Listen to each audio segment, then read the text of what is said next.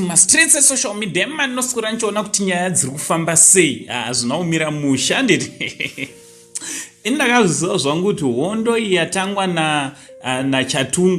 nachatunga mugabe haisi kuzopera zvakanaka.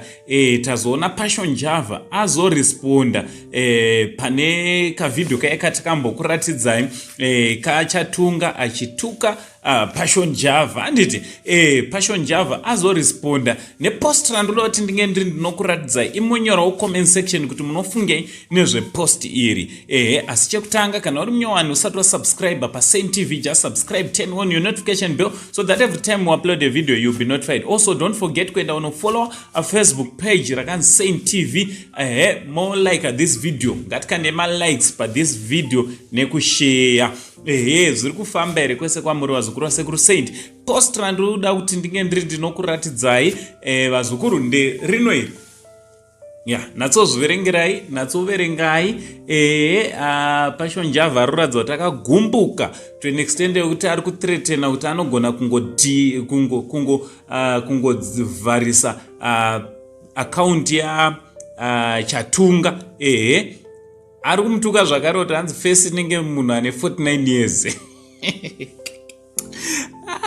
Hanzi uri pwere hadidi. Hanzi kana uchisingachade zveaccount chingoideactivata.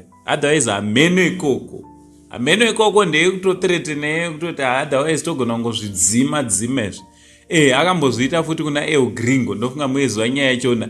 So passion java anotozviita zvekuvharisa maaccounts izvo handiti.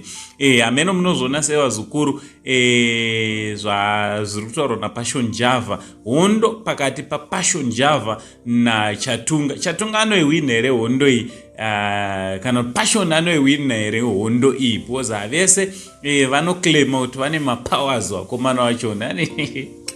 Ameno ngatimirei tione kuti zvizi zvinotera ndiani achaiwina. Hanzi akasapologiza mukomana zvinovharwa zvechiaccount chake. From uncle side the only zim uncle haine chingoseka tiri mumastreets tichidziona nyaya dzachona tichingoseka zvedu touya tokuratidzai tichiti much love.